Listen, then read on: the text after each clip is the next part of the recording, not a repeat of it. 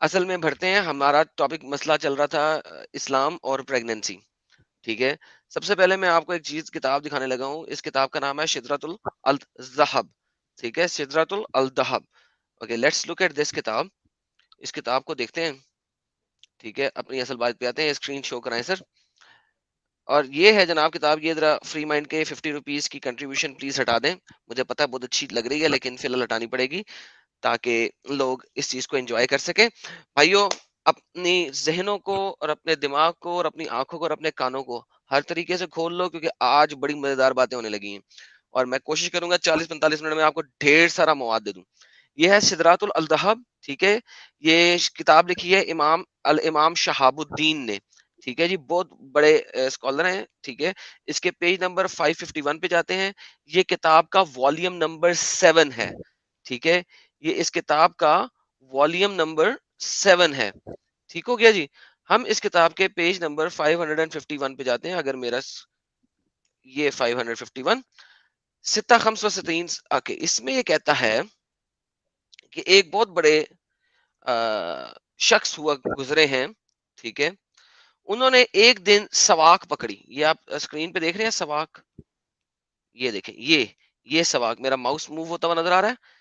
ایک دن انہوں نے سواک پکڑی. یار آپ کو پتا سواک کیا ہوتی ہے؟ پوسٹر امام, آپ میرا خیال ہے جب آپ روزے رکھتے تھے تو آپ اپنے دانتوں کو صاف کرتے ہاں ہوں گے دانتوں کو سواک. اسی سے صاف کرتے تھے. مسواک بھی کہا جاتا ہے کچھ جگہوں پہ. جی جی, عربی میں سواک, اردو میں میم ساتھ میں لگا دیتے ہیں, مسواک بن جاتی ہے. انہوں نے اب مسواک پکڑی اور اپنے دبر میں پیچھے والی جو سوراخ ہے اس کے اندر ڈال دی. سبحان اللہ. ٹھیک ہے جی جی, انہوں نے وہ مسواک پکڑی.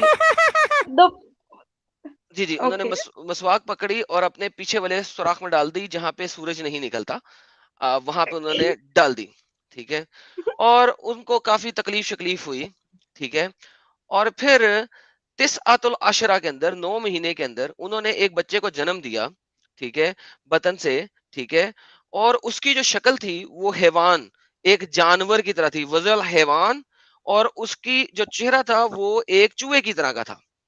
ٹھیک ہے, اب اگر اس کو میں ٹرانسلیٹ کروں, کیونکہ اس کی ٹرانسلیشن میں نے پہلے سے بنا کے رکھی ہوئی ہے تمام صاحب اور صاحبان کے لیے, تو یہ کہتے ہیں the man took a stick, a siwak, and forced it in his buttocks. یار سکرین دکھائیں بھائی, پوسٹڈ امام ذرا تیز تیز سکرین دکھائیں. ٹھیک ہے, یہ سدرۃ الذہب کی والیم نمبر 7 ہے. اس میں وہ حدیث ٹرانسمیٹ کرتے ہیں کہ ایک مین نے, ایک شخص نے ایک سواک پکڑی اور اس کو اپنی بٹکس کے اندر ڈال دیا. تو ان کی بیلی اور ان کی آنتروں میں بہت درد ہوئی, کافی سخت درد ہونا شروع ہو گئی, لیکن انہوں نے وہیں پہ رکھی. اور پھر وہ پریگننٹ ہو گیا, اور 8 مہینے کے بعد اس نے ایک بچے کو جنم دیا جو کہ جانور کی شکل کا, جانوروں کی طرح کا بچہ تھا. اس کی دم بھی تھی اور اس کا جو شکل تھی وہ ایک چوہے کی طرح کی تھی, چوہے کی طرح کی تھی. ٹھیک ہے, اب یہ اسلامک سورس ہے. ٹھیک ہے, اس کو آپ ضعیف البخاری کہہ دیں یا کچھ بھی کہہ دیں, مجھے اس سے پرواہ نہیں ہے. ٹھیک ہے, ہم ایک اسلامک سورس کے بارے میں بات کر رہے ہیں, ہم کسی اور چیز کے بارے میں بات نہیں کر رہے ہیں. اچھا, اب ہم جناب جاتے ہیں ایک اور بڑی امپورٹنٹ چیز کی طرف, کیونکہ یہاں پہ آپ کو پتہ لگے گا کہ سائنس اور اسلام کتنا ایک دوسرے کے ساتھ ساتھ چلتا ہے. بھائی جان سکرین دکھانے میں پلیز پہل کریں.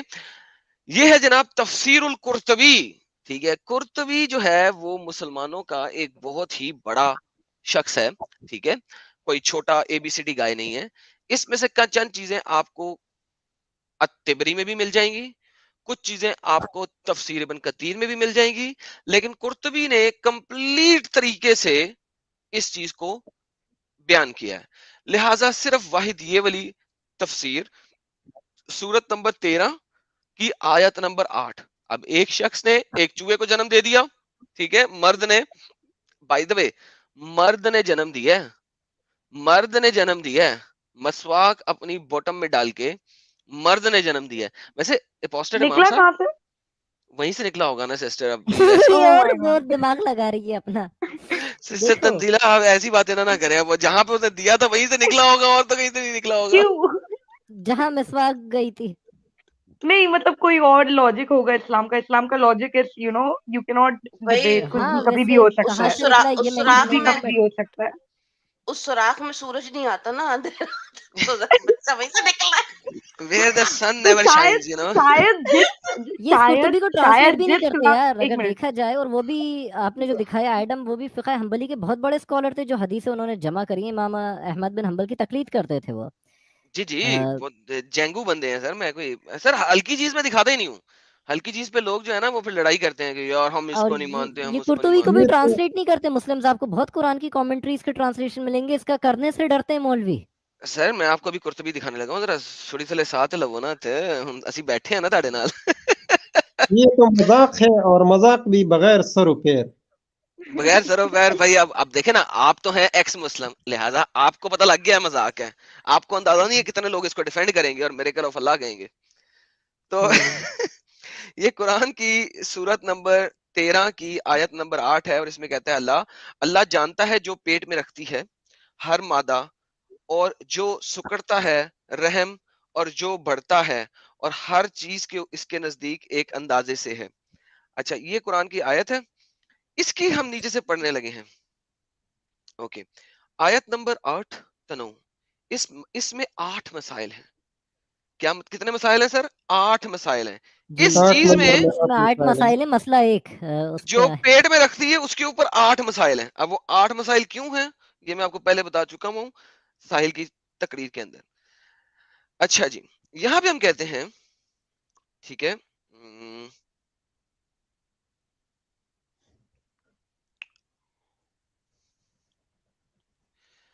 अच्छा जी, अरहाम वमा तरादा की तावील में उलमा का इख्तलाफ है। उलमा का इख्तलाफ तो हर जगह पे होता है ना।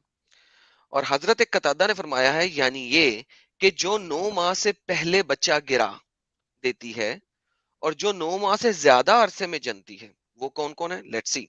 हजरत इब्ने अब्बास से भी इसी तरह मरवी है, मुजाहिद ने कहा जब औरत हालत हमल में हाइजा हो जाती है, क्या हो जाती है? हालत हमल में हाइजा हो जाती है, तो ये इसके बच्चे के लिए नुकसान का बायस होता है। सर अगर हमल ठहर गया है तो क्या तो औरत कैसे ब्लीड हो कर सकता है सकती है? हेज? ये हेज हो ही नहीं सकता उसे। हाँ, सर ये है, हो नहीं सकता। सर ये अब ये हजरत कतादा से रावी है भाई, मुजाहिद ने भी कहा है, मैं क्या करूं? इस्लाम बता रहा है, मानो आप। आप हमसे पूछना चाहते हैं कि आप क्या और ज्यादा ऊपर देखें, समझते हैं? लिखते हुए क्या आ रहा है, हजरत अब्बास से भी इसी तरह मरवी है। जी जी, मैं अभी आगे चलते हैं आपको। और ये इसके बच्चे के लिए नुकसान का बायस होता है। क्यों नुकसान का बायस होता है, आगे पढ़ें। और अगर ये हेज 6 दिन से ज्यादा हो जाए तो नुकसान हो जाता है और पूरा हो जाता है। मुजाहिद से रवायत है, अगर हेज 6 दिन से ज्यादा हो जाए तो नुकसान हो चुका होता है। क्यों? क्योंकि बच्चे की गजा है वो खून। आगे सुने, मुजाहिद से रवायत है, अलगईज से मुराद खून है, खून से है जो रहम कम कर देती है, जो रहम कम कर देती है।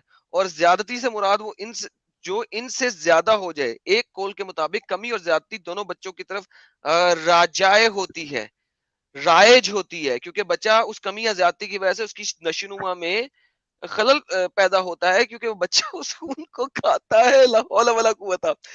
जिस तरह मसलन एक उंगली या किसी उजू का कम हो जाना, या उंगली या इसके उजू का ज्यादा हो जाना।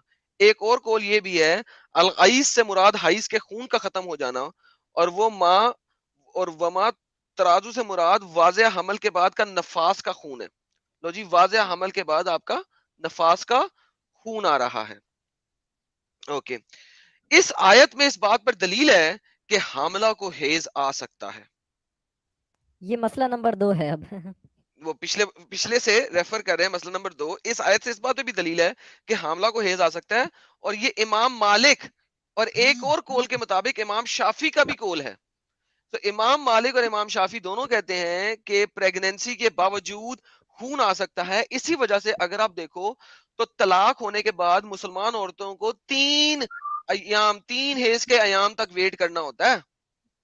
3 महीने का वेट क्यों है? क्योंकि पहली दफा में अगर खून आ गया तो ये साबित नहीं होगा कि वो हमल से है कि नहीं है। दूसरी दफा में भी आ गया तब भी साबित नहीं होगा कि वो हमल से है कि नहीं है। तीसरी दफा में आएगा तो साबित होगा। इसीलिए तलाक के बाद 3 खूनों की वेट करनी है आपने। ठीक। सर समझ रहे हैं आप? डिसग्रेस है औरतों के लिए, औरतों के लिए डिसग्रेस है। और ये कहते हैं कि इस्लाम जो है औरतों के लिए दीन है। इनका स्टेटस अच्छा, अपलिफ्ट करता है, ये बोलते हैं ये जाहिल। हाँ, सिर्फ अता और शबी और दीगर का कौल है कि इसे हेज नहीं आ सकता। ठीक है। अच्छा, यही इमाम आजम अबू हनीफा का कौल है। आपकी दलील यही आयत है कि हज़रत इब्ने अब्बास से इस तावील के बारे में फरमाया, یہ حمل کا حیض ہوتا ہے. اوکے, اب حضرت عباس نے اس تعویل میں کیا فرمایا, یہ حمل کا حیض ہوتا ہے, اسپیشل حیض ہے, صرف حمل کے ٹائم پہ آنے والا. کیویں دسو گے, کیسے پتہ لگے گا؟ اکرم اور مجاہد سے بھی اسی طرح مروی ہے, اور یہی حضرت عائشہ کا ارشاد ہے. اور جب حاملہ عورتوں کو حیض آ جاتا ہے, جب عورتیں جو کہ پریگننٹ ہیں ان کو حیض آ جاتا ہے, تو آپ ان کی ترک نماز کا فتویٰ دے دیتی تھیں. یار پہلے تو مجھے بتاؤ, حاملہ عورت کو حیض کیسے آتا تھا؟ یہ کون سی سائنس ہے بھائی؟ اور حاملہ عورتوں کو حیض آ رہا ہے؟ یہ پریئر اسلامی بھی کرنا سائنس. پڑ رہا ہے اور اسے پھر ترک بھی کرنا پڑ رہا ہے کہ ترک کرنے کا حکم آ گیا نماز کو جو حیض میں ہوتا ہے. اچھا یہ دیکھیں جی, اللہ اکبر سادے یار, اللہ ایک اکبر. نعرہ نعرہ محمد بلند صلوات. یہ حضرت ابن عباس کا بھی قول ہے کہ ابن کثار نے کہا کہ ایک دفعہ 2 آدمیوں کا بچے کے بارے میں تنازع ہو گیا, تو یہ کیس حضرت عمر کے سامنے پیش کیا گیا. آپ نے کیس کیافیہ شناسوں کے سامنے پیش کر دیا. کیافیہ شناسوں نے وہ بچہ ان کے ساتھ ملایا, تو حضرت عمر نے دودھ کی زیادتی کے سبب اس کا فیصلہ فرمایا, اور قریشی عورتوں سے آپ نے پوچھا, آپ نے فرمایا دیکھو اس بچے کی کیا صورت حال ہے. انہوں نے کہا پہلے شوہر نے اس کے ساتھ خلوت کی اور اسے فارغ کر دیا, تو وہ حالت حمل میں اسے حیض آ گیا. اس نے یہ سوچا شاید اس کی عدت ختم ہو گئی ہے, تو یہ دوسرے مرد نے اس کے ساتھ دخول کیا. یعنی ایک عورت ہے, پہلے مرد نے اسے طلاق دی, اس کو خون آیا, اس نے دوسرے مرد کے ساتھ شادی کی, دوسرے مرد نے اس کے ساتھ سیکس کیا, دخول کیا, مین سیکس کیا, تو بچہ دوسرے کے پانی کے ذریعے پروان چڑھا ہے. تو اس کا مطلب بچہ جو ہے وہ دوسرے مرد کے سپرم کی وجہ سے آیا ہے.